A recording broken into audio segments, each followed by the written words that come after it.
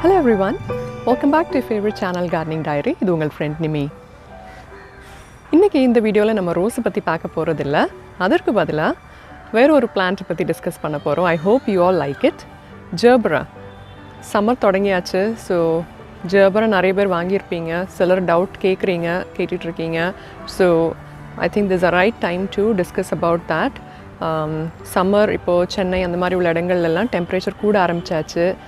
அப்போ Gerbera summer care, rose summer care இதெல்லாம் பற்றி கேட்க ஆரம்பிச்சிட்டிங்க.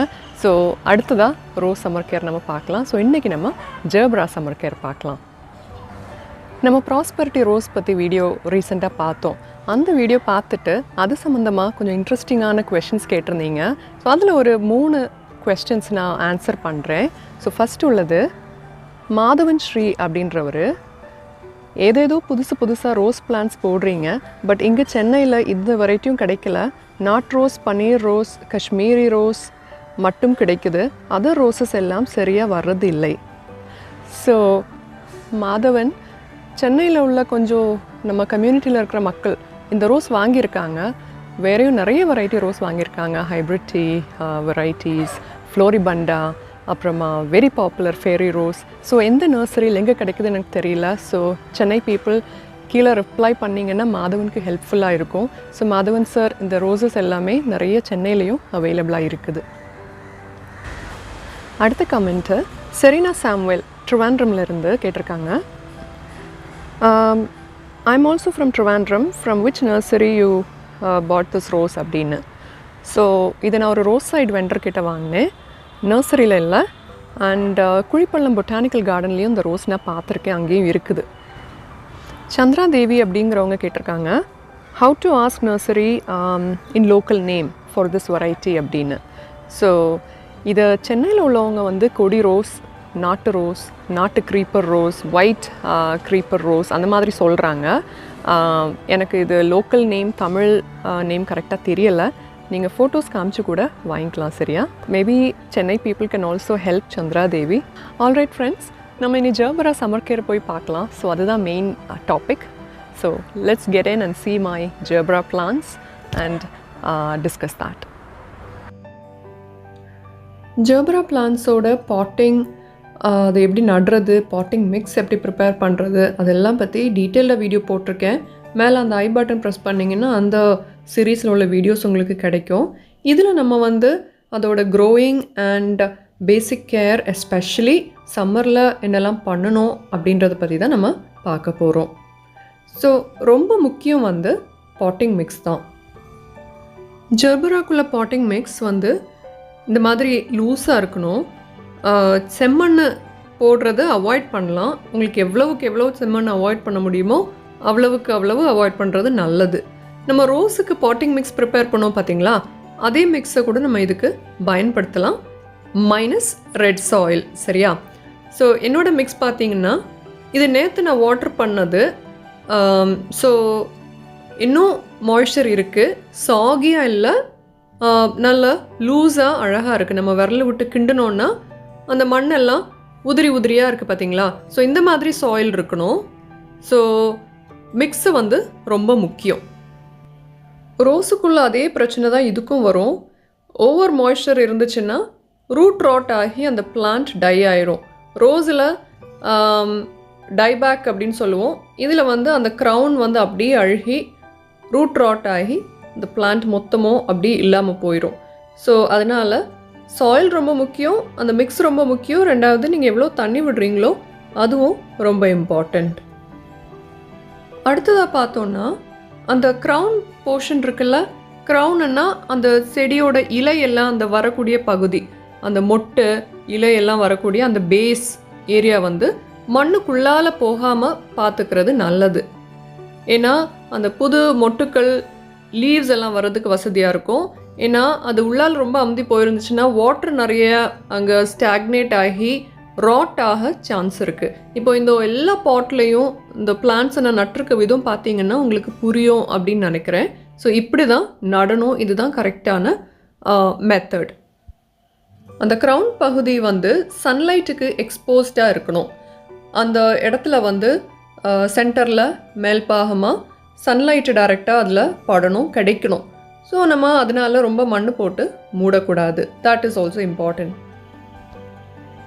அடுத்ததாக பார்த்தோன்னா வாட்டரிங் தான். நம்ம வந்து ஜென்ரலாகவே எல்லாருக்கும் உள்ள ஒரு பழக்கம் வந்து லீவ்ஸ் எல்லாம் நினச்சி லீவ்ஸுக்கு மேலோட அப்படி தண்ணி விடுறது இல்லையா, விச் இஸ் குட். ஆனால் ஜெர்பராக்கு பேஸில் தான் தண்ணி விடணும், மூட்டு பகுதியில் தான் டைரெக்டாக தண்ணி விடணும். லீவ்ஸில் வந்து நிறைய தண்ணி பட்டுச்சுன்னா அதுக்கு பிடிக்காது. ஸோ நீங்கள் அந்த லீவ்ஸ் எல்லாம் இப்படி தூக்கிட்டு ஹோஸ் வச்சு விடுறீங்க அப்படின்னா அந்த மூட்டு பகுதியில் பேஸில் சைடோடு அந்த பாட்டோட எட்ஜில் வச்சு விட்டீங்க அப்படின்னா அந்த க்ரௌனுக்கு மேலே டைரெக்டாக தண்ணி விழாது, ரொம்ப வாட்டர் ஸ்டாக்னேட் ஆகாது. ஸோ அந்த மாதிரி பண்ணிக்கலாம். ஸோ வாட்டர் எப்போவுமே கெட்டி நிற்கக்கூடாது, நல்ல வெல் ட்ரைன்ட் சாயிலாக இருக்கணும். ஸோ மார்னிங் நீங்கள் வாட்டர் பண்ணும்போது பேஸில் வாட்டர் பண்ணுங்கள். ரெண்டாவது மிஸ்டிங் பண்ணோன்னா லைட்டாக ஒரு நீங்கள் கை வச்சு தெளிக்கிறீங்கன்னா லைட்டாக தெளித்து விடுங்க, இல்லை ஒரு ஸ்ப்ரேயர் வச்சு கூட நீங்கள் நனைச்சி விடலாம். பிளான்ட்ஸுக்கு ஜாஸ்தி தண்ணி இருந்துச்சுன்னா அந்த லீவ்ஸ் வந்து அப்படியே ஒரு மாதிரி லைட்டாக ப்ரௌன் ஆகி அழுகுன மாதிரி அப்படியே ஆகும். அதே இது தண்ணி கம்மியாக இருந்தாலோ ஹீட்டு ஜாஸ்தியாக பட்டாலோ அந்த லீவ்ஸ் வந்து இந்த மாதிரி பேர்ன் ஆகும், ஸ்காட்ச் அப்படின்னு சொல்லுவோம். அப்போது இந்த லீஃப் பேர்ன் அப்படி நம்ம ரோஸ்லலாம் சொல்லுவோம் பார்த்தீங்களா, ஒரு பேப்பரியாக பப்படம் மாதிரி அந்த லீவ்ஸ் ஆயிரும். So that is also another problem. அப்போது அந்த பிளான்ட் வந்து எந்த இடத்துல வைக்கணும், சம்மரில் எவ்வளோ சன் கிடைக்கணும் அப்படின்றத பற்றி அடுத்து சொல்கிறேன். சம்மர் டைமில் ஜெர்பராக்கு கொஞ்சம் சன் போதும். இப்போது உங்களுக்கு மார்னிங் சன், அதாவது டெம்பரேச்சர் 35க்கு மேலே இருக்கிறவங்களுக்கு ஒரு 11 o'clock வரைக்கும், மார்னிங்கில் 7 மணிலேருந்து ஒரு 11 o'clock வரைக்கும் சன்லைட் கிடைக்கலாம். அந்த மாதிரி ஒரு இடத்துல வைங்க. அப்படி இல்லைன்னா ஆஃப்டர்நூன் சன், லேட் ஆஃப்டர்நூன் 3 மணிக்கு மேலே, அதில் இருந்து 5 மணி வரைக்கும் சன் கிடைக்கும்ல, அந்த மாதிரி ஒரு இடத்துல வைக்கணும். இப்படி வச்சாலும் என்ன ஆகும்னா அந்த இலைகள் நம்ம ஒரு 12 o'clock 1 o'clock அந்த டைம் பார்த்தோன்னா அப்படியே கமந்து ரொம்ப வாடி இதோ டையார போகிற மாதிரி ஒரு சுச்சுவேஷனில் இருக்கும். பார்த்தா நம்ம வந்து இந்த பிளான்ட் வந்து போயிடுச்சோ அப்படின்னு நமக்கு தோணும். ஸோ ஆனால் ஈவினிங் வந்து நம்ம ஒரு மிஸ்ட் கொடுக்கணும். ஈவினிங்னா 4 மணி அந்த டைம்.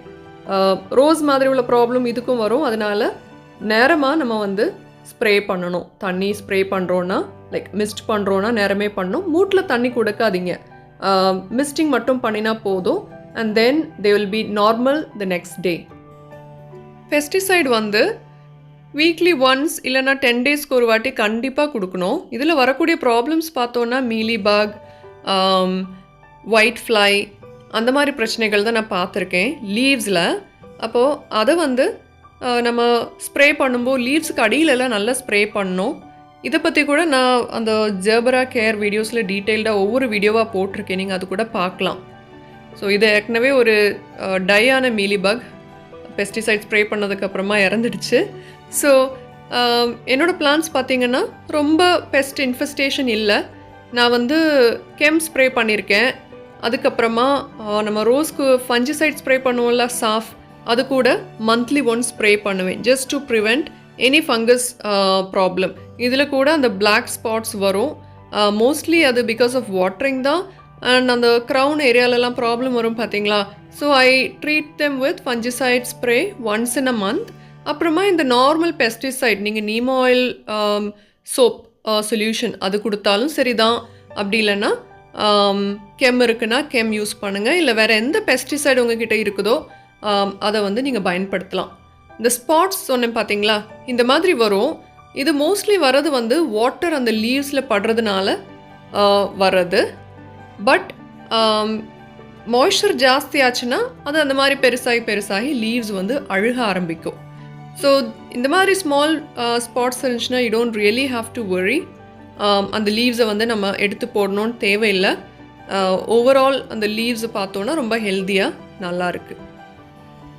அப்படி உங்கள் பிளான்ஸில் வந்து அந்த ப்ரௌன் ஆகி அந்த லீவ்ஸ் நிறைய அந்த மாதிரி பழுத்து ப்ரௌனாக அந்த மாதிரி அழுக ஆரம்பித்தாலோ, இல்லை இந்த மாதிரி மூட்டு பகுதியில் ஃபங்கஸ் ஒயிட்டாக இருக்கும், அப்படி இருந்தாலோ நீங்கள் என்ன பண்ணலான்னா சாஃப் whatever fungicide you have அதை 1 கிராம் 1 லிட்டர் தண்ணியில் அப்படியே கலந்து மூட்டு பகுதியில் கொடுக்கலாம். எப்பவும் கொடுக்கணும்னு தேவையில்லை, இந்த மாதிரி ப்ராப்ளம் இருந்தால் மட்டும் கொடுக்கலாம். But if you are really worried about என்ன சொல்கிறது, அந்த மைக்ரோ ஆர்கானிசம்ஸ் சாயிலெல்லாம், then you don't have to give. But நான் கொடுத்துருக்கேன். எனக்கு ரொம்ப கொடுக்க வேண்டி வந்ததில்லை, பட் அப்படி தேவைப்பட்டால் நீங்கள் கொடுத்துக்கலாம். அதுக்கப்புறமா வர பிரச்சனை உங்களுக்கு இந்த குளோரோசிஸ் வரலாம். குளோரோசிஸ் நமக்கு நிறைய தெரியும், டிஸ்கஸ் பண்ணியிருக்கோம், ரோஸில் பார்த்துருக்கோம், ஜெர்பராலையும் நான் முன்னாடி சொல்லியிருக்கேன். பேல் க்ரீன் ஆகி இந்த டார்க் க்ரீன் வெயின்ஸாக இருக்கும். யங் லீவ்ஸில் தான் அது நமக்கு கண்டுபிடிக்க முடியும். ஓல்ட் லீவ்ஸ் நல்லாயிருக்கும். ஸோ இந்த மாதிரி பிரச்சனை வரும்போது மைக்ரோநியூட்ரியன், செலேட்டட் மைக்ரோநியூட்ரியன் வந்து நம்ம ஒரு 2 ஸ்ப்ரே கொடுத்தாலே போதும். வீக்லி ஒன்ஸ் 1 கிராம் இன் 1 லிட்டர் வாட்டரில் கலந்து ஃபாலியர் ஸ்ப்ரே பண்ணோம் அப்படின்னா அந்த பிரச்சனை சரியாயிரும். அப்போ ஜென்ரலாக நம்ம வந்து ஒரு மைக்ரோநியூட்ரியன் ஃபீட் மந்த்லி ஒன்ஸ், அதுக்கப்புறமா பெஸ்டிசைடு வந்து மந்த்லி 2 ஆவது கண்டிப்பாக கொடுக்கணும். அண்ட் வாட்டரிங் பேட்டர்ன், தேவைக்கு அதிகமாக தண்ணி விடக்கூடாது. மிஸ்டிங், சன்லைட், கொஞ்சம் சன்லைட் கிடைக்கிற இடத்துல வைக்கலாம். உங்களுக்கு அந்த மாதிரி இடம் இல்லை, ஃபுல் சன் இருக்குது அப்படின்னா நீங்கள் ஷேட் நெட் போட்டு அந்த மாதிரி உள்ள இடத்துல தான் வைக்கணும். இனி சம்மர் ஃபெர்டிலைசிங் பார்த்தோன்னா லிக்விட் ஃபீட், நம்ம ரோசஸ்க்கெலாம் கொடுக்குற மாதிரி அதே லிக்விட் ஃபெர்டிலைசர்ஸ் இதுக்கு மந்த்லி ஒன்ஸ் கொடுக்கலாம். ஜெர்பரா வந்து ஹெவி ஃபீடர்ஸ் கிடையாது, ஸோ அதனால் வீக்லி ஃபீட் போடணுன்னு தேவையில்லை. என்பிகே ஃபாலியர் ஸ்ப்ரே மாதத்தில் 2 தடவை நீங்கள் கொடுக்கலாம், இல்லை 1 தடவை கொடுத்தாலும் ஓகே. இந்த மாதிரி ஏதாவது ஸ்லோ ரிலீசிங் ஃபெர்டிலைசர்ஸ் சாயிலில் போட்டு விடலாம், that is also good. Then mulching பண்ணி விடலாம். என்னோட இதில் பார்த்தீங்கன்னா நிறைய கவுடங், ட்ரைட் கவுடங் பீசஸ் மேலே அப்படி ஒரு லேயரானா போட்டு விட்டுருந்தேன். ஸோ அது வந்து அந்த ஈரப்பதத்தை வந்து சீக்கிரமாக காய விடாது. நல்ல சன் இருக்கும் பார்த்தீங்களா, because of the heat. So அதனால் நான் இந்த ட்ரைட் கவுடங்கும் கொஞ்சம் காம்போஸ்ட்டும் மிக்ஸ் பண்ணி போட்டிருக்கேன். நீங்கள் இது போடும்போது வேணும்னா கொஞ்சம் 1 spoon phone meal, 1 spoon neem cake அதுவும் அது கூட சேர்த்து ஒரு டாப் லேயராக போட்டு விடலாம். இது ஜெர்பராக்கு மட்டும்தான் அப்படின்னு இல்லை, ரோசஸ்க்கும் இதே மல்ச்சிங் நம்ம பண்ணிக்கலாம். So it will in a way அது ஒரு மென்யூர் மாதிரி ஆகுது. ரெண்டாவது it is kind of retaining the moisture in the soil, ரொம்ப ட்ரை ஆகாது. அதுக்கப்புறமா டெட் ஹெட்டிங் பண்ணுவோம் பார்த்தீங்களா ரோசஸில். ஜெர்பராவில் நம்ம டெட் ஹெட் பண்ண மாட்டோம், ஆனால் ஸ்பென் ப்ளூம்ஸை வந்து ரிமூவ் பண்ணணும். அப்படின்னா தான் அது வந்து புது மொட்டுக்கள் வச்சு அடுத்தடுத்து பூ வரும். ஸோ இந்த மாதிரி வாடினாலோ, இதை நான் காமிக்கிறதுக்காக போட்டிருந்தேன், இப்படி வாடினாலோ இல்லை அந்த ஃப்ரெஷ் ஃப்ளவர் வந்து நமக்கு வாடின உடனே தெரியும். ஸோ இந்த மாதிரி ஒரு ஸ்டேஜ் ஆயிடுச்சு அப்படின்னாலோ நம்ம வந்து அதை ரிமூவ் பண்ணிடலாம். அது ஃபுல்லும் ப்ரௌன் ஆகிற வரைக்கும் அந்த பிளான்ட்டில் போடணும்னு கிடையாது. ஸோ அப்போ அந்த பிளான்ட்டோட எனர்ஜி வந்து புது க்ரோத்தில் ஃபோக்கஸ் ஆகாது. ஸோ இந்த மாதிரி இருக்கும்போது நம்ம அதை கட் பண்ணி எடுத்துடலாம். அது நீங்கள் கட் பண்ணும்போது அந்த லாங் ஸ்டெம்மாக இருக்குது பார்த்தீங்களா, ஸோ அதில் பாதியில் கட் பண்ணாமல் பேஸில் இருந்து நம்ம அதை ஒரு க்ளீன் சிசர் வச்சு கட் பண்ணணும். அதுக்கப்புறமா இன்னொரு டிப் சொல்கிறேன். டெம்பரேச்சர் 33, 31 வச்சுப்போமே, 31க்கு மேலே போயிடுச்சு, நல்லா சூடாக இருக்குது, ஈவினிங் மிஸ்ட் பண்ணுவோம் இல்லையா, அப்போது பண்ணும்போது நீங்கள் அந்த ஸ்ப்ரே கேனில் கொஞ்சமாக ஒரு 1/4 லிட்டர் ஐஸ் வாட்டரும், ஃப்ரிட்ஜில் உள்ள கோல்டு வாட்டர், ஒரு 3/4 லிட்டர் ரெகுலர் டேப் வாட்டர், அதே மாதிரி நம்ம பெஸ்டிசைட்லாம் ஸ்ப்ரே பண்ணுறோம் அப்படின்னா இந்த சம்மர் டைமில் எஸ்பெஷலி ரொம்ப ஹீட்டு கூடுதலாக இருக்கும்போது கொஞ்சமாக ஐஸ் வாட்டர், ஒரு 20% ஐஸ் வாட்டர், ஒரு 80% நார்மல் வாட்டர். நீங்கள் வெறும் சில்ட் வாட்டர் மட்டும் யூஸ் பண்ணிங்கன்னா பிளான்ட் டை ஆயிரும். ஸோ இது கொஞ்சம் பேலன்ஸ் பண்ணி அந்த பிளான்ட்டோட லீவ்ஸ்லலாம் ஹீட் இருக்கும்ல, ஸோ அதெல்லாம் கொஞ்சம் கம்மி பண்ணும். So that will also help. நீங்கள் இதுக்கு மட்டும்தான் இல்லை, ரோசஸ்க்கும் இதே ஃபாலோ பண்ணலாம். இந்த வீடியோவில் நம்ம நிறைய டிப்ஸ், நிறைய விஷயங்கள் பார்த்துருக்கோம். ஜெர்பரா வளர்க்குறீங்க இல்லை வளர்க்க விரும்புகிறீங்க அப்படின்னா சம்மரில் நான் இதில் சொன்ன எல்லா பாயிண்டர்ஸையும் ஃபாலோ பண்ணுங்கள். கண்டிப்பாக பிளான்ட் ஹெல்த்தியாக இருக்கும், நல்லா வளரும். It will Bloom during the peak summer also. சரியா? ஜெர்பரா பாட்டிங் கேர் பற்றின வேறு டவுட்ஸ் உங்களுக்கு இருந்துச்சு அப்படின்னா கார்டனிங் டைரி வாட்ஸ்அப் நம்பருக்கு மெசேஜ் அனுப்புங்க. இல்லாட்டி கார்டனிங் டைரி ஃபேஸ்புக் பேஜில் கூட நீங்கள் என் கூட கம்யூனிகேட் பண்ணிக்கலாம். I will respond back to you. So friends, இன்றைக்குள்ள வீடியோ உங்களுக்கு பிடிச்சிருக்கும் அப்படின்னு நினைக்கிறேன். ஸோ அடுத்ததாக நம்ம வந்து ரோஸ் சம்மர் கேர், ரோஸை பற்றின என்னோட experience, we have a lot of interesting topics to discuss. So stay tuned. மறுபடியும் we'll meet on another video. அது வரைக்கும் happy gardening as usual. Take care of yourself and your garden. Grow more roses and have fun. Until next time, this is your friend Nimi saying goodbye from Gardening Diary. Bye bye everyone.